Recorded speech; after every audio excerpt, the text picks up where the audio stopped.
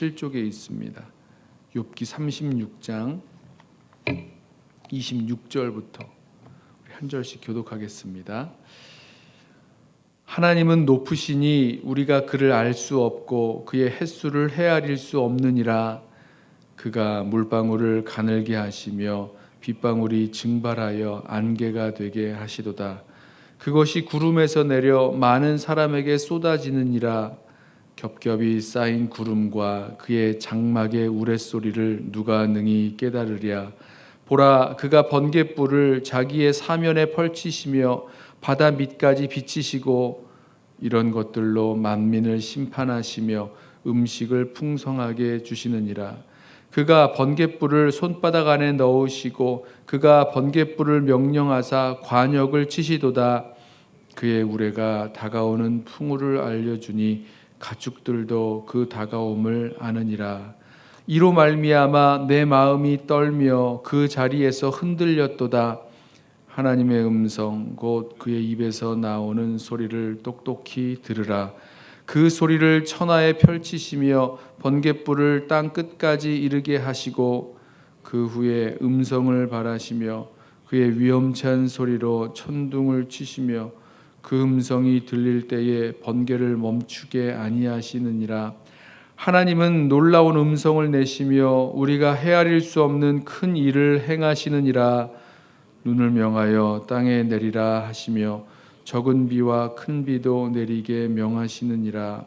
그가 모든 사람의 손에 표를 주시어 모든 사람이 그가 지으신 것을 알게 하려 하심이라. 그러나 짐승들은 땅 속에 들어가 그 초소에 머무느니라. 폭풍우는 그 밀실에서 나오고 추위는 북풍을 타고 오느니라.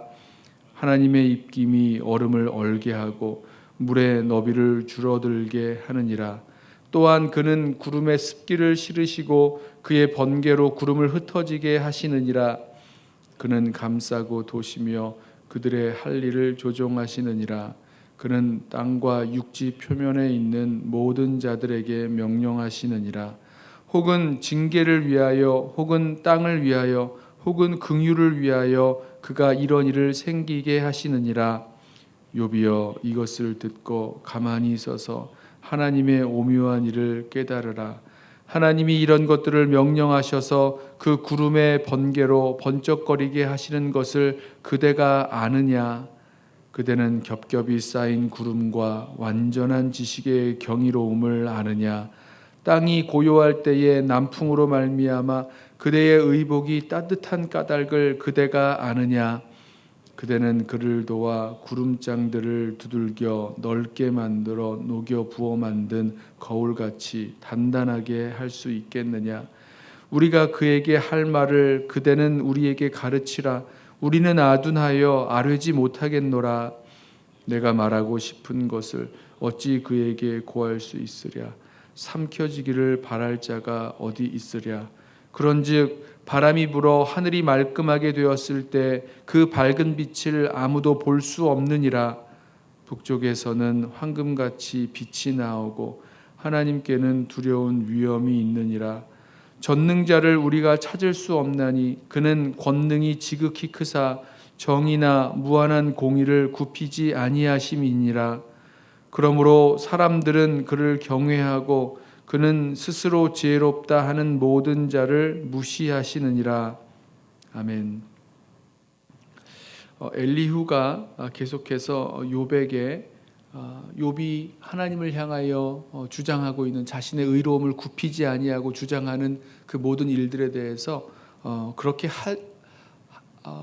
해서도 안 되고 할 수도 없다, 이런 설명을 하고 있습니다. 특별히 오늘 말씀을 보면 하나님께서 이 창조 세계 안에서 드러내시는 하나님의 이 놀랍고 기이한 일들을 계속 언급하면서 그걸 우리가 얼마나 알 수 있느냐, 우리가 정말 헤아릴 수가 있느냐 묻습니다. 그럴 수 없다는 거죠. 그 모든 이 경이로운 일들, 자연 현상들을 말씀하는데요. 자연 현상, 이제 우리 이 이 과학 문명이 발달한 이 시대에는 자연 현상 아니면 과학 현상 이렇게 설명을 하지만 그것이 아니라 하나님께서 이 일들을, 이 창조 세계를 운행해 나아가시는 이 하나님의 그 일하심과 그 역사하심을 설명하고 있습니다. 이 모든 거 알 수 없고 헤아릴 수 없다는 거죠. 자주 등장하고 있는 게 이제 물인데요. 물방울을 얼마나 가늘게 하시는지 한번 생각해 보시죠. 물이 이렇게 수돗물에서 나오는 것, 아니면 개천에서 물이 흐르는 것 생각하면 물이 이렇게 그 양이 상당히 하죠. 큰 물이 이렇게 흘러갑니다. 하지만 이 물이 얼마나 가늘어지는지 어딘가에 스며들기도 하고 어딘가에 뿌려 땅에 이렇게 스며 들어가기도 하고 우리 옷이나 아니면 어떤 건물이나 이런 데도 물이 이렇게 가늘어져서 들어가는 것을 한번 생각해 보십시오. 얼마나 이 물이 가늘어지는지 모릅니다. 가늘어지다 못해 이 물이 막 증발하여서 안개처럼 피어 올라오는 것 우리 아시죠? 추운 그 겨울에도 이 물에서 물안개가 이렇게 올라오는 걸 생각을 해보면 참 신비하다라는 생각을 하게 됩니다. 그렇게 물이 가늘어지고 증발하고 안개가 되기도 하고 그 물이 올라가서 구름이 되기도 하고 구름이 되어서 구름에서 아주 큰 비가 내려오기도 하고 또 천둥 번개가 치고 이런 일들을 보면서 참 하나님의 이 창조 세계를 운행하시는 하나님의 그 역사가 참 경이롭다, 참 높다, 우리가 다 헤아릴 수 없다 이렇게 생각하게 된다는 거죠. 그런 것 가지고 하나님께서 이제 만민을 심판하시며 또 음식을 풍성하게도 하신다. 우리 31절 말씀이죠. 이런 그 자연 현상들을 통해서 어떻게 이 땅에 있는 그 곡식들이 자라나게도 하고 풀들이 올라와서 그것들을 이제 가축들이 먹기도 하고 이러면서 하나님께서 이 모든 자연 세계를 다스리십니다. 뿐만 아니라 그것을 통해서 심판하시기도 한다라고 말씀합니다. 계속해서 말씀을 보면 37장에서도 같은 말씀들이 나오죠. 하나님의 음성이라 그러는데 이게 천둥, 번개 이런 것들을 말씀하고 있는 것 같습니다. 폭풍우 속에서 아주 막 꽉꽉강 막 천둥이 치고 번개가 치고 하는 것들을 보게 됩니다. 큰 비가 내리기도 하고 또 겨울이 되면 눈이 내리기도 하고 물이 얼기도 하고 보면 물이 얼어서 그 물의 너비를 이렇게 줄어들게 되는 것 이런 것들도 엘리후가 알고 있었던 것 같습니다. 참 그 관찰력이 대단하다는 생각을 하게 하는데요. 자, 이런 것들을 하셔서 13절 보시면 말씀하죠. 혹은 징계를 위하여 혹은 땅을 위하여 혹은 긍휼을 위하여 그가 이런 일을 생기게 하시느니라. 물이 비가 돼서 내려오고 또 눈이 내리고 천둥 번개가 치고 이런 것들을 통해서 하나님이 이 땅을 심판하시기도 하시고 징계하시기도 하시고 때로는 누군가에게 그 긍휼을 위해서 메마른 아주 이 가문 그런 때를 한번 생각해 보시죠. 하늘에서 비가 내려야지만 그 비를 가지고 농사도 짓고 또 곡식도 키울 수 있는 것 아니겠습니까? 그렇게 하나님께서 하나님의 그 목적을 따라서 이 일들을 행하신다라고 설명을 합니다. 근데 이 엘리후가 하나님께서 이렇게 창조 세계 가운데서 다스리시며 이 구름과 비와 이런 것들을 내리시는 일들을 욥에게 이야기하고 있는 이유가 무엇이냐면 욥이 이 하나님께서 하시는 일들을 정말 알 수 있느냐라는 겁니다. 14절에 이렇게 묻죠. 욥이여 이것을 듣고 가만히 서서 하나님의 오묘한 일을 깨달으라 라고 말하면서 그대가 아느냐라고 묻습니다. 아냐는 거예요. 이거 정말 다 이해할 수 있냐는 겁니다. 이 질문들을 던지고 있는 이 엘리후의 그 이면에 있어서는요 이런 의문이 담겨 있는 거죠. 욥은 이거 다 알지도 못하면서 마치 뭔가를 다 아는 것처럼 이야기하고 또 하나님 앞에 좀 이렇게 따지겠다. 이 억울한 일들을 나의 이 억울함을 하나님 앞에서 모든 것 다 좀 따져보겠다고 이렇게 이야기하는데 그럴 수 없다라는 거죠. 그렇게 하는 것이 옳지 않다라고 이야기합니다. 19절에 이렇게 말하죠. 우리가 그에게 할 말을 그대는 우리에게 가르치라. 여기서의 그는 하나님입니다.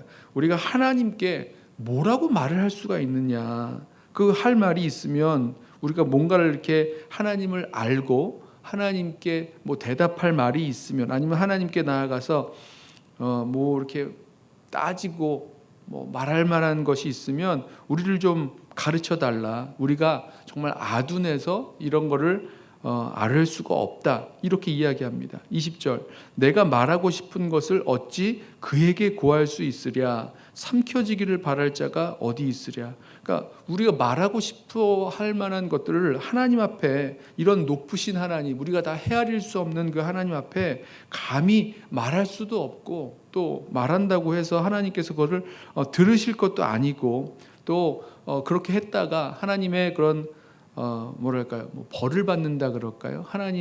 하나님께 그런 삼켜지기를 바랄 자가 어디 있겠느냐, 이렇게 이야기하면서 욥이 하나님 앞에 나아가서 내가 하나님과 좀 대화를 하고 싶다, 하나님께서 내게 응답해 주셔야 된다라고 하는 그런 욥의 그 바람에 대해서 그것을 좀 잠잠하라, 그리고 하나님의 이런 역사를 그대로 받아들여야 된다, 이렇게